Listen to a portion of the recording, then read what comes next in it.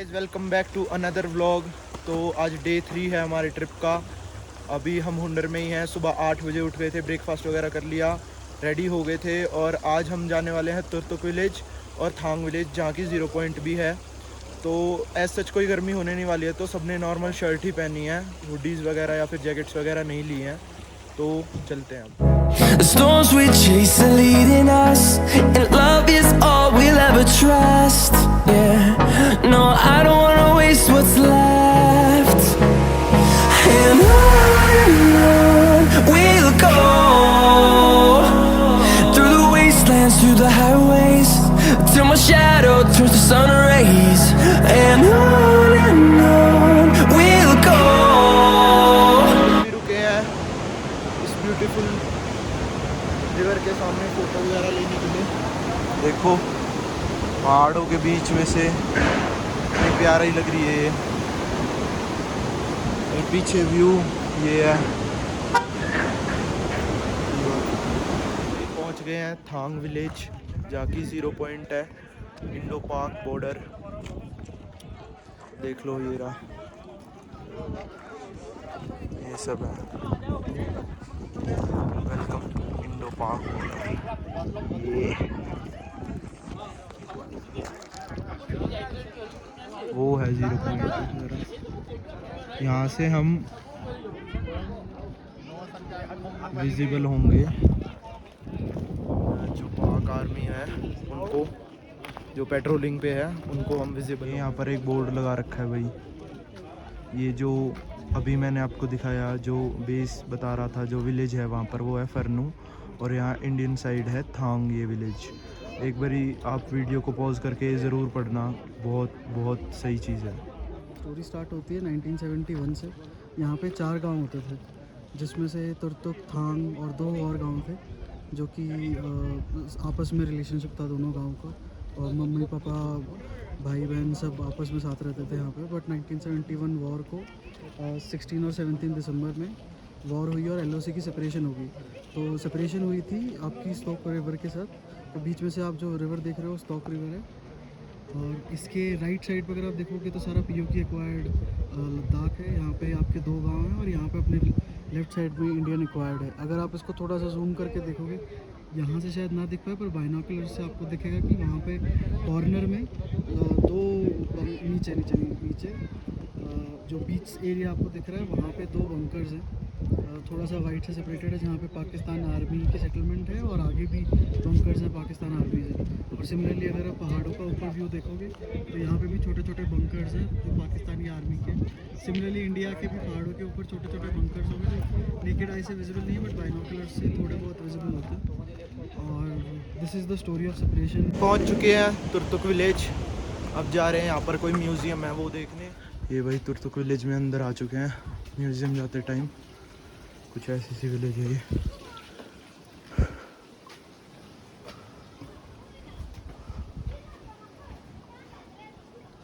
गलियाँ हैं वो छोटी छोटी सी। तो भाई पहुंच गए हैं म्यूज़ियम। ये है royal palace of Yabgo dynasty.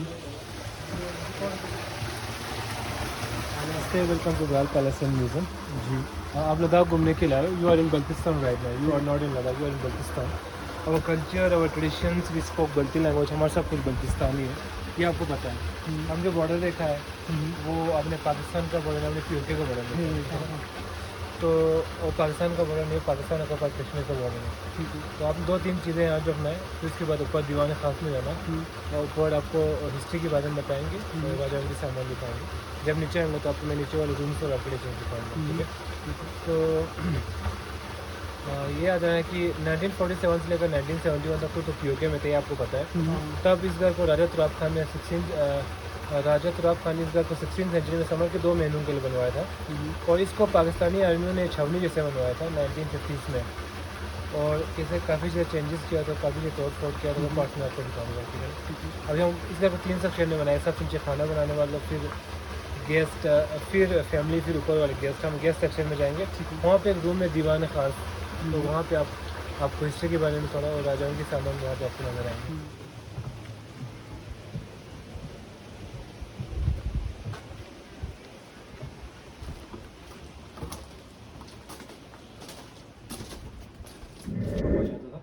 नीचे वाला जो फ्लोर फैमिली वाला जो सेक्शन मैंने आपको दिखाना है वो एक प्राइवेसी में रहते थे, ना गेस्ट मिल नहीं पाता था, ना वर्कर्स नहीं मिल पाता थे।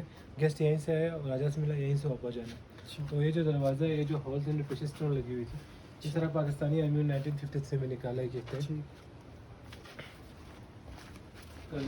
यहाँ पर आपको स्वास्तिक का सिंबल्स आपको नजर आएंगे हैं। स्वास्तिक को बोलते लोग यांगडुंग बोलते हैं। यांगडुंग हमारा रिलीजियस में हमारा रिलीजियस सिंबल्स हुआ करता था।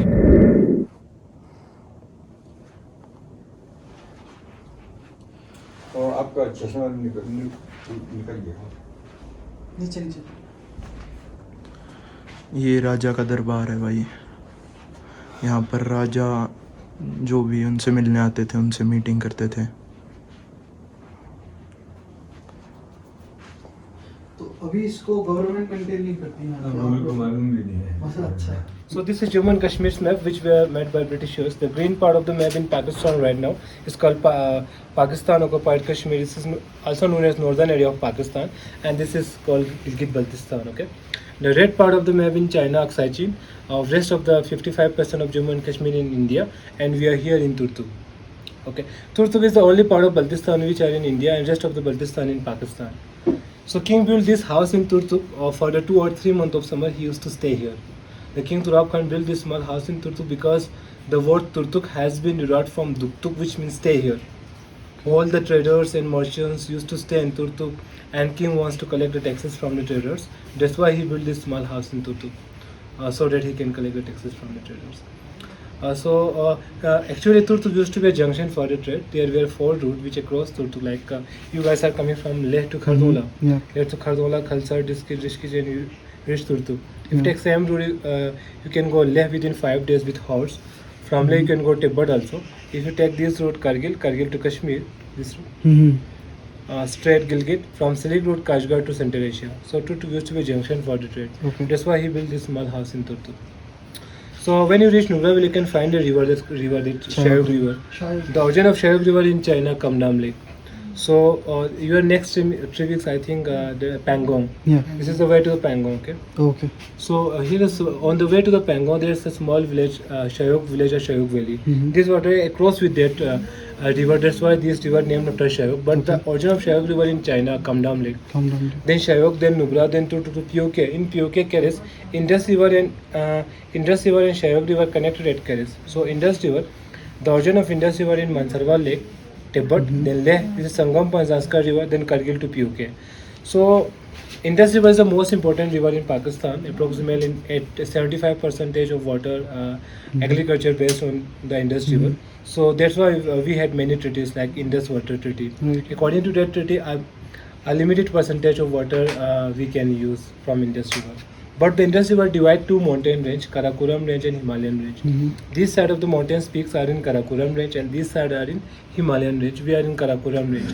These whole peaks are in Karakoram peaks. In Karakoram range, there is a famous peak, there's a K2 peak, world's second highest peak and most beautiful and most dangerous peak. That is Baltistan, but in POK here. Okay. So we cannot see from here. Okay. Okay. So these whole architectures are Baltistani architectures, which are only seen in Baltistan. This is 16th century house. Okay.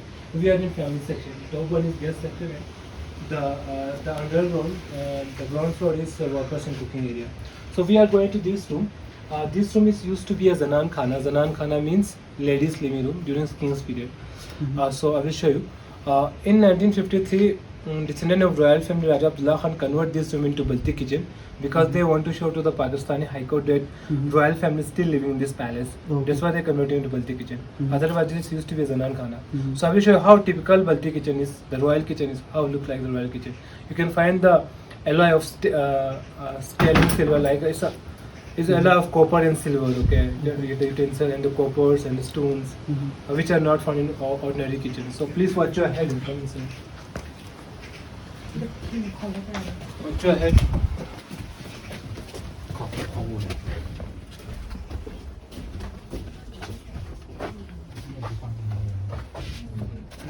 What's your kitchen?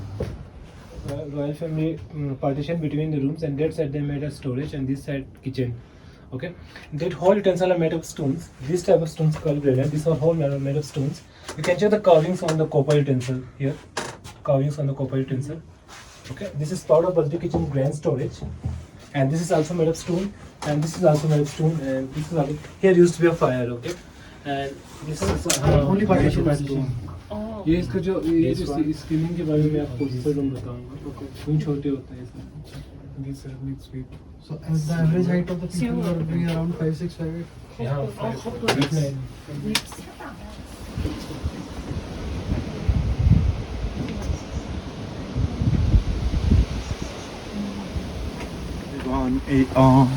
Raja used to address people from here, so this is known as Diwane Am. But now, as you can see, there is no place for the Raja to address because many people have built lot of houses in the area, so you can't. When you travel here, you won't be able to find the palace very easily as well. You'll have to go through many narrow lanes, and then you'll be able to find them. तो भाई अब आ चुके हैं शायोग war memorial. ये वापस हुंदर जाते time रास्ते में पड़ता है और ऐसा कुछ ये इन वादियों के बीच में है. चारों तरफ माउंटेन्स, बीच में मेमोरियल. बहुत सुंदर जगह है, बहुत सुंदर जगह है भाई. ये ट्रैक सा बना रखा है, इसमें कि अलग अलग चीज़ देखने को मिलेंगी इस वॉर मेमोरियल में. वापस पहुंच चुके हैं अपने कॉटेज. आज का पूरा दिन बड़ा ही सही था. मतलब ज़्यादा प्लेसेस तो हमने विज़िट नहीं करी, पर जितनी भी करी ठीक थी. सबसे पहले तो जाते टाइम एक बहुत ही अच्छी जगह दिखी, थॉइस. वहाँ पर एयरफोर्स का बेस कैंप था, बहुत बड़ा था, बहुत बड़ा. और दूसरी चीज़, एक और चीज़ हमने भाई ने बताई मेरे को कि जो यहाँ के आर्मी ट्रक्स हैं वो मतलब जैसे ऐसी कोई लिमिट नहीं है कि डीजल के है तो 10 साल ही चलेंगे. तो जब तक चलते हैं वो चलते ही हैं. उसके बाद शायद वो है व्हीकल फैक्ट्री जबलपुर है, वहाँ पर इनको भेजा जाता है अगर ये बिल्कुल ही ख़राब हो जाए तो ख़राब हो चुके हैं ट्रक. उनमें से भी जो पार्ट्स उनको यूज़ करने होते हैं ना नए ट्रक बनाने में, वो करते हैं उस चीज़ में यूज़. एक और बहुत अच्छी चीज़ बताई भाई ने कि यहाँ के जो रोड्स हैं वो कोई भी प्राइवेट ऑर्गेनाइजेशन नहीं बनाती है सिक्योरिटी इश्यूज़ की वजह से, कि कोई भी यहाँ की लोकेशंस वगैरह ना लीक कर दे कहीं भी बाहर. इसको बॉर्डर रोड ऑर्गेनाइजेशन BRO बनाते हैं, जो कि आर्मी कंट्रोल करती है, जिसको वो ही सारे यहाँ के रोड्स वगैरह जो रिपेयर वगैरह जो भी कुछ होता है वो ही करते हैं. और बहुत ही अच्छी क्वालिटी के रोड्स थे, ये नहीं कि कहीं से मतलब टूटे वूटे हर जगह से. हाँ कुछ जगहें थी जहाँ लैंडस्लाइड की वजह से थोड़े बहुत वो डैमेज हो रखे थे, पर वैसे ओवरऑल बहुत ही अच्छे थे और बिल्कुल स्मूथ थे. और ड्राइविंग का ऐसा है यहाँ पर, ये नहीं है कि मतलब लद्दाख है तो बिल्कुल ही रिस्की सारी ड्राइविंग वगैरह है. कोई नॉर्मल ड्राइवर भी है ना और वो ध्यान से चलाएगा तो वो चला लेगा. है सच कुछ दिक्कत वाली बात नहीं. यहाँ कुछ जगह आती हैं जहाँ पर आपको ज़्यादा ध्यान देना है, थोड़ी बहुत रिस्की हैं, बाकी तो कोई दिक्कत नहीं है, वो आराम से आप चला लोगे. व्लॉग तो मैंने एंड कर दिया था, पर रात को खाना खाने के बाद ऐसे ही घूमने आए थे. यहाँ पर एक बहुत अच्छी जगह एक्सप्लोर करी हमने, तो वो दिखा रहा हूँ मैं. इस क्लिप को आगे ही डाल दूँगा व्लॉग एंड करने से. ये आर्टिसन बाज़ार है यहाँ का. अलग अलग स्टॉल्स हैं यहाँ पर अलग अलग चीज़ों के. बहुत प्यारा बना रखा है, बहुत प्यारा. ये हिमालयन हर्ब्स का बहुत प्यारा बना रखा है इन्होंने. ये अलग अलग स्टॉल्स है. Ladakh art, wooden crafts,